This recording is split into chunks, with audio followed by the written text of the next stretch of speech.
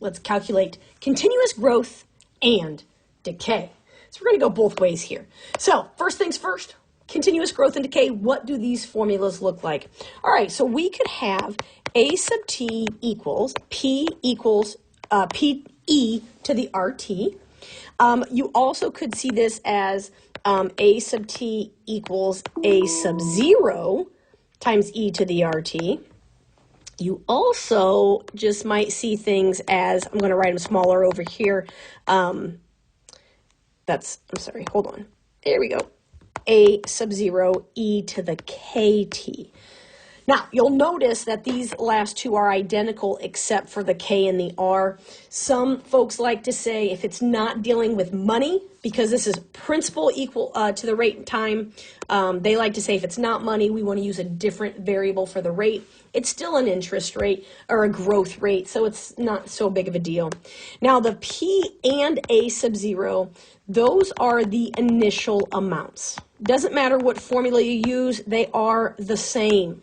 Okay, where R is our rate of increase or decrease, and T is the time. Now, one thing that I want to highlight here with our rate, in the continuous growth and decay model here, if R is positive, then we have growth. If R is negative, then we have decay, because negative rates going down, positive growth going up. All right, let's do some examples. $4,500 is invested in an account earning 4% annual interest compounded continuously. How much will be in the account after 5 years? Round to the nearest cent. Okay, we are growing, right? And we're using money, so we're going to go with A sub t equals PE to the RT. Let's plug in what we know. We are trying to find the amount after 5 years. So the amount after 5 years equals the principal. That's the amount we started with. E is Euler's constant, right? There's a button on your calculator for that. And we're going to raise that to the percent as a decimal times the time, which is 5 years.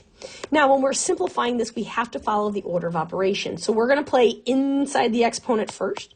So you're going to take 0.04 times 5, which gives us a nice and easy 0.2. Next, we simplify our exponent. E raised to the 0.2 power is going to give you an ugly decimal of 1.22140, goes on and on and on. Remember, in your calculator, you're going to want an E button and put that 0.2 in parentheses. Now, do not round, right? Keep the entire number in your calculator and then just hit times 4,500, and the amount after 5 years rounded to the nearest cent is going to give me $5,496.31. Next problem. A petri dish starts with 40 bacteria that grow continuously at 18% per hour.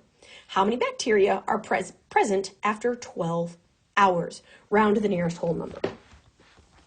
Okay, so we're dealing with A sub t, right? We're still growing.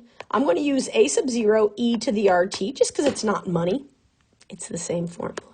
Plug in what we know. The amount after 12 hours. Okay, what do I start with? Starting with 40 bacteria. E, again, is our constant. We're going to raise it to the rate. Well, it's 18% times 12 hours. Do make sure that the percentage growing or decaying is the same time frame, right? So in this case, they're both hours. We want to make sure that those match. Otherwise, we have a little bit of an issue. Okay, so now we simplify inside our exponent. So 0.18 times 12 is 2 1600ths. Next, we simplify the E to the 2 1600ths. So that will give me 40 times 8.6711. Goes on and on and on. Do not round. Just hit times 40. And the amount after 12 hours is 346.8455. Goes on and on and on. Rounded to the nearest whole number would be 347 bacteria. Ew, gross. And let's do one more. Let's have ourselves a decay. You buy a new SUV for $47,000. It depreciates around 16% per year. How much will the SUV be worth after 4 years, assuming no other factors round to the nearest dollar? And assume depreciation is continuous over time. So even though it comes out to be 16% per year, maybe you turn it in before a year is over, this is a continuous piece.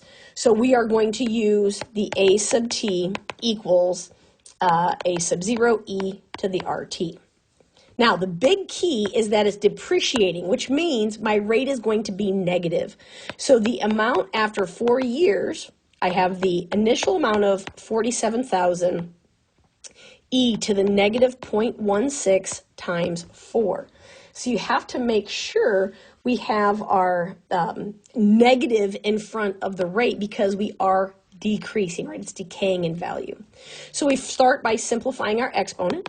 So 47,000 e raised to the negative 0.64. Then we do our exponential piece. So e to the negative 0.64 power will give us a 0.52729. Goes on and on and on and on and on. Keep that in your calculator. Hit times 47,000.